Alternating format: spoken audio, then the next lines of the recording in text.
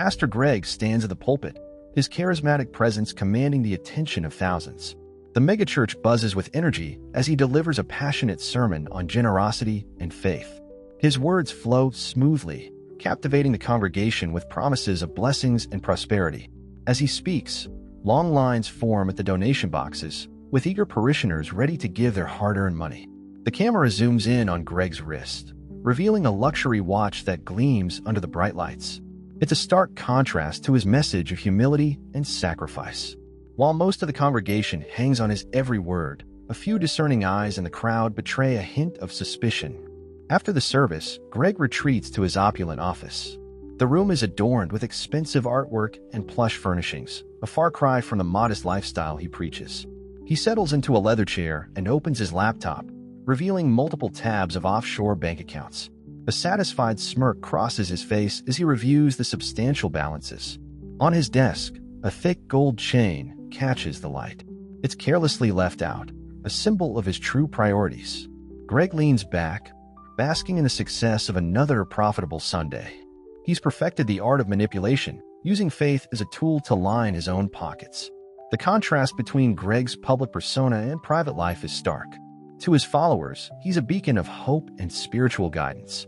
Behind closed doors, he's a man driven by greed and deception. The facade is beginning to crack, but for now, Pastor Greg remains confident in his ability to maintain the illusion. The camera pans across the church's altar, focusing on an ancient reliquary tucked away in a corner. It's an ornate box, its intricate design speaking of centuries past. Suddenly, a faint glow emanates from within, barely noticeable at first but gradually intensifying. This mysterious light seems to pulse with an otherworldly energy, hinting at the extraordinary events about to unfold. During the next Sunday service, Pastor Greg is in full swing, preaching about sacrifice and devotion. His voice booms through the speakers as he exhorts the congregation to give more, to prove their faith through generous donations. Just as he reaches the crescendo of his sermon, the reliquary springs to life. Brilliant beams of light shoot from the box, projecting vivid images onto the church walls. The congregation gasps in shock as financial statements, bank transfers, and luxurious purchases flash before their eyes. These aren't visions of heavenly rewards, but damning evidence of Greg's fraudulent activities. Murmurs of confusion ripple through the crowd, quickly turning to outrage as people begin to comprehend what they're seeing. Amidst the chaos, one figure stands out. Maria, a widow whose late husband was a devoted member of the church, recognizes a specific donation. It's the generous gift her husband made before his passing, now clearly shown being funneled into Greg's personal accounts. The atmosphere in the church shifts dramatically. What began as a typical Sunday service has transformed into a moment of reckoning. Pastor Greg stands frozen at the pulpit, his usual eloquence abandoning him as his carefully constructed world begins to crumble around him. Maria rises from her seat, her heart pounding, but her resolve unwavering. She takes a deep breath and steps into the aisle, facing Pastor Greg directly. Her voice, though initially shaky, grows stronger as she speaks.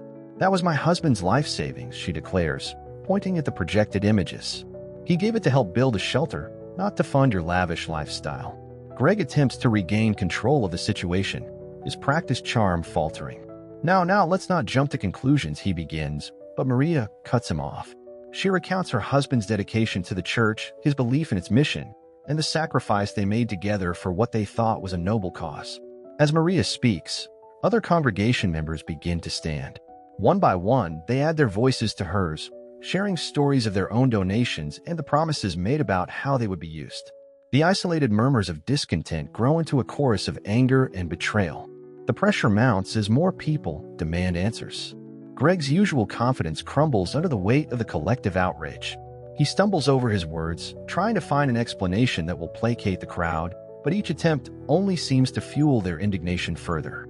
Maria, emboldened by the support, presses on. She demands a full accounting of the church's finances and calls for Greg to step down from his position. The congregation rallies behind her, their unified voices echoing through the once reverent space.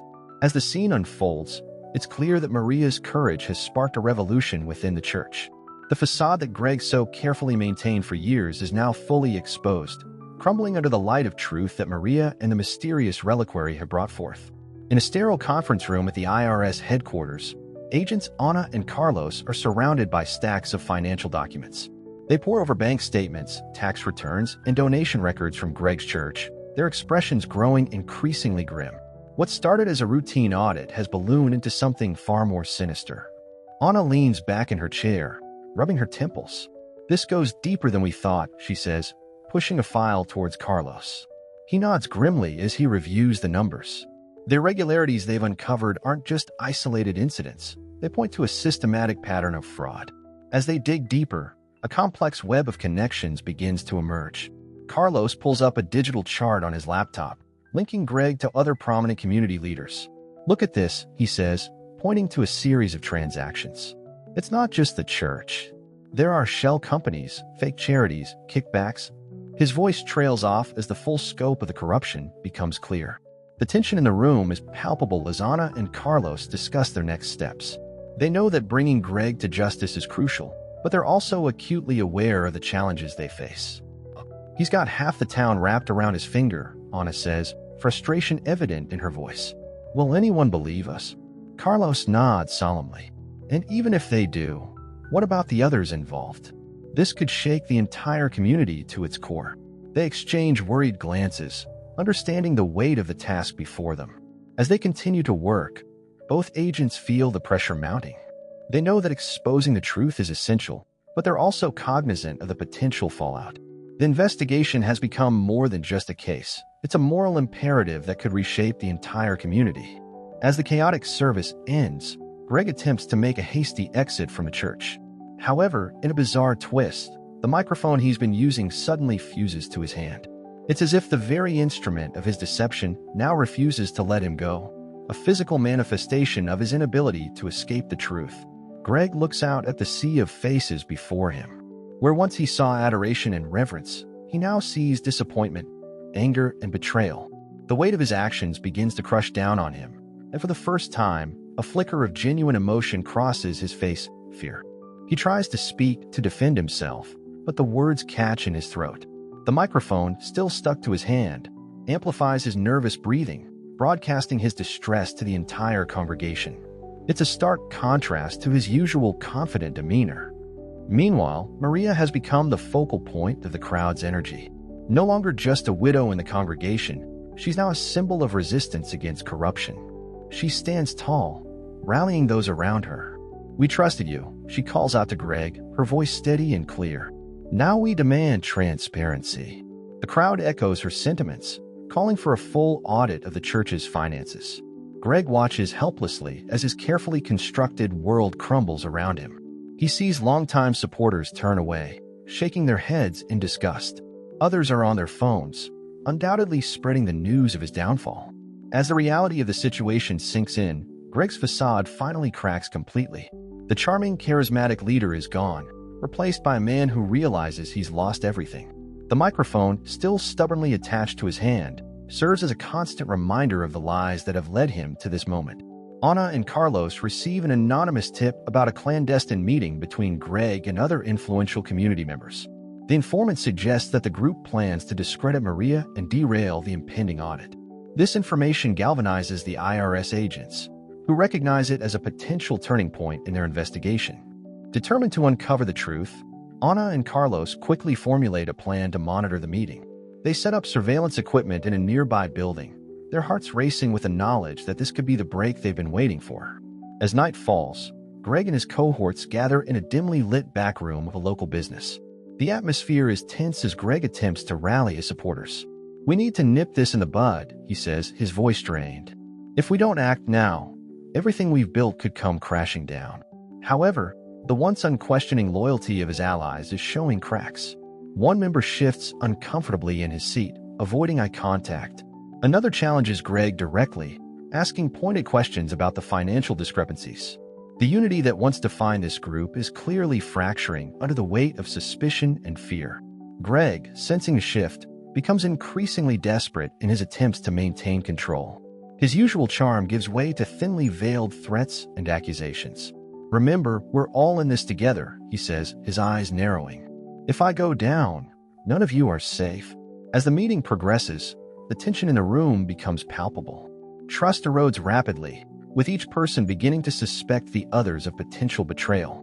What was meant to be a strategy session to counter the threats against them has instead become a powder keg of mistrust and fear. Meanwhile, Ana and Carlos listen intently, carefully documenting every word.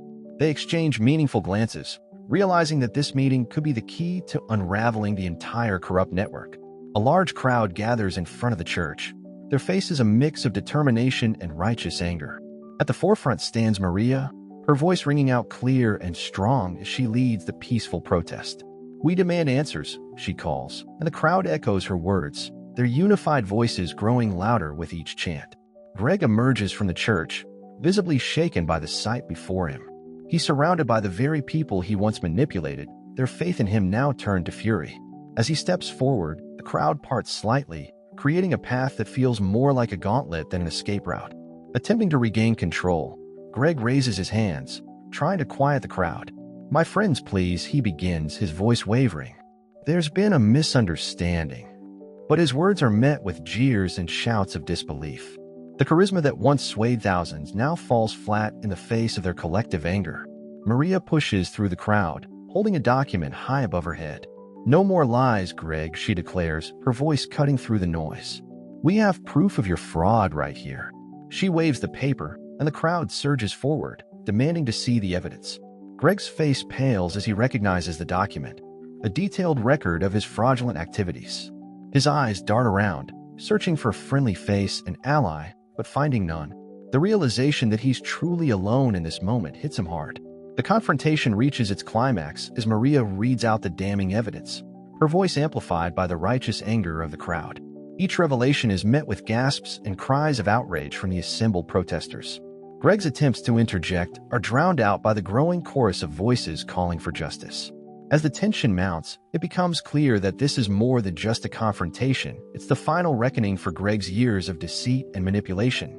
The facade he so carefully maintained has crumbled completely, leaving him exposed before the very people he once claimed to lead. The tense standoff is suddenly interrupted by the arrival of Ana and Carlos, flanked by several law enforcement officers. They push through the crowd, their badges glinting in the sunlight. "Gregory Thompson," Ana calls out, her voice firm and authoritative. "You're under arrest for fraud and embezzlement." Greg's eyes widen in panic. He takes a step back, desperately looking for an escape route. But the crowd has formed a tight circle around him, leaving no path for retreat. The microphone, still bizarrely fused to his hand, swings wildly as he gestures in desperation. "You don't understand," Greg pleads, his voice cracking. "I was doing God's work." But his words fall on deaf ears. The congregation, once hanging on his every word, now watches in stony silence as justice unfolds before them. Carlos steps forward, handcuffs at the ready. "You have the right to remain silent," he begins, reciting Greg's rights as he secures the cuffs around Greg's wrists. The metallic click of the handcuffs seems to echo through the hushed crowd, a finality to Greg's reign of deception. As Greg is led away, the microphone still attached to his hand serves as a poignant symbol of his fall from grace. His power, once derived from his ability to manipulate through speech, is now rendered useless. Maria watches the scene unfold, a mix of emotions playing across her face. There's relief, vindication, but also a hint of sadness for the faith that has been shaken. Around her, the crowd begins to stir, murmurs of disbelief giving way to cheers of justice served. Ana approaches Maria, extending her hand. "Thank you for your courage," she says warmly.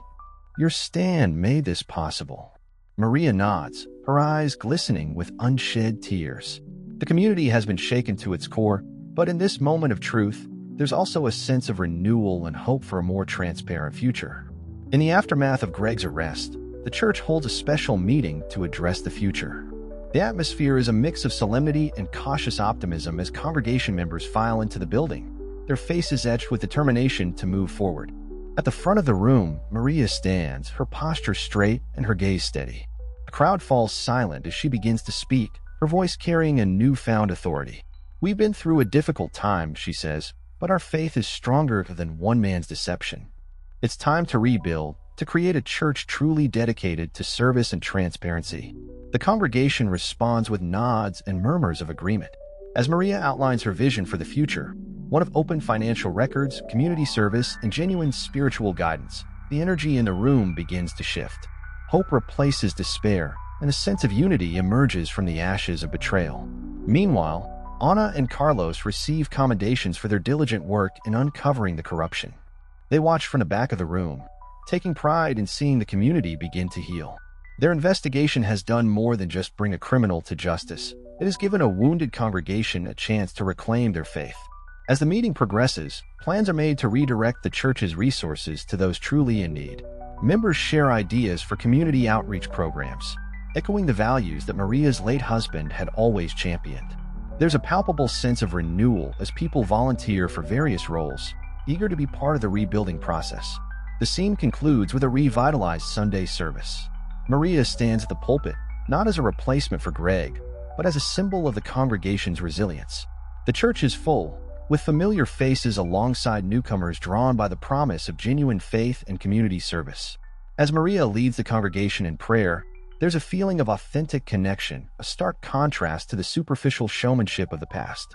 Greg sits in his prison cell, the reality of his fall from grace sinking in.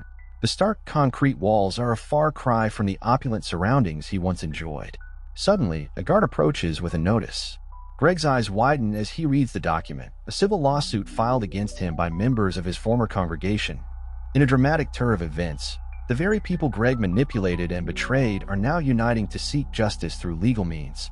The lawsuit demands full restitution of all misappropriated funds and additional damages for the emotional distress caused by his actions.